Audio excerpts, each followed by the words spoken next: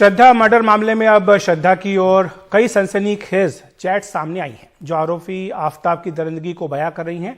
साल 2020 की एक चैट सामने आई। इसमें श्रद्धा बता रही कि उनकी नाक फ्रैक्चर हो गई क्योंकि वो सीढ़ियों से गिर गई थी। एक जगह उन्होंने मारपीट का जिक्र करते हुए कहा कि उनका ब्लड प्रेशर लो है और उसमें बिस्तर से उठने की क्षमता नहीं है। ये 24 नवंबर 2020 की चैट है। चैट में श्रद्धा ने अपना एक फोटो भी शेयर किया जिसमें उनके चेहरे पर चोट के निशान दिखाई दे रहे हैं। साथ ही बातचीत में महिला मंडल से शिकायत की बात भी की जा रही है।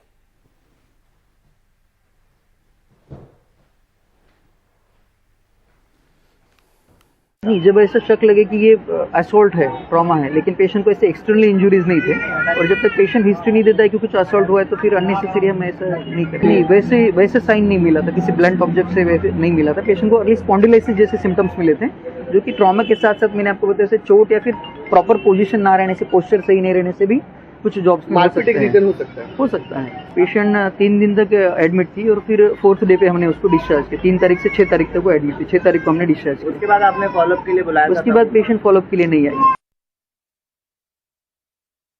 हमारे सहयोगी मुकेश सेंगर हमारे साथ जुड़ रहे हैं इस खबर पर चर्चा करने के लिए। मुकेश, ये जो चैट सामने आई हैं किस तरह से सबूत के तौर पर पुलिस इनका इस्तेमाल कर सकती है?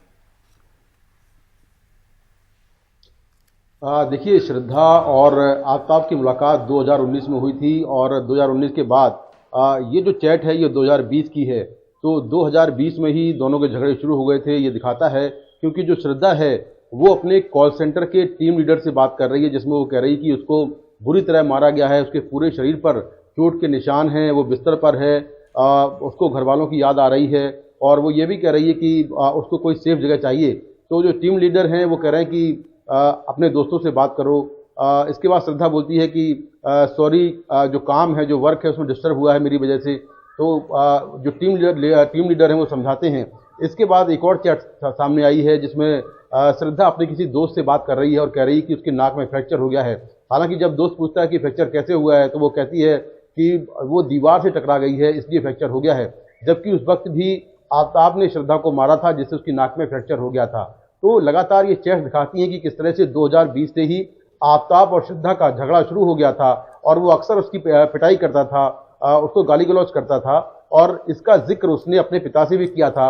अपने दोस्तों से वो लगातार कहती आई है कि जो आफ्ताब है वो काफ़ी वायलेंट है, वो उसको मारता है, उसका व्यवहार काफ़ी हिंसात्मक है। उसके दोस्त उसको सलाह देते हैं कि वो किसी सेफ जगह आ जाए या उनके घर आ जाए। तो ये सारी चैट पुलिस ने बरामद की है। श्रद्धा के दोस्तों ने ये चैट पुलिस को दी है। आज दिल्ली पुलिस की टीम वसई इलाके में गई थी जहां श्रद्धा के दोस्त रहते हैं। उसके एक दोस्त का स्टेटमेंट भी रिकॉर्ड किया गया है। तो ये काफ़ी इंपॉर्टेंट एविडेंस है इस केस को मजबूत करने के लिए, क्योंकि इससे प्रूव होता है कि जो आफ्ताब है वो श्रद्धा को 2020 से ही उसके साथ में उसका बर्ताव सही नहीं था, उसको मार रहा था। तो ये सारी चैट दिल्ली पुलिस के लिए अपने केस को मजबूत करने का ये काफ़ी बड़ा एविडेंस है। दूसरा, जो दिल्ली पुलिस है वो आज गुड़गांव गई थी और गुड़गांव में काफ़ी अहम कोई एविडेंस मिला है दिल्ली पुलिस को। एक बड़े से पॉलीथीन में उस एविडेंस को भर के लाई है।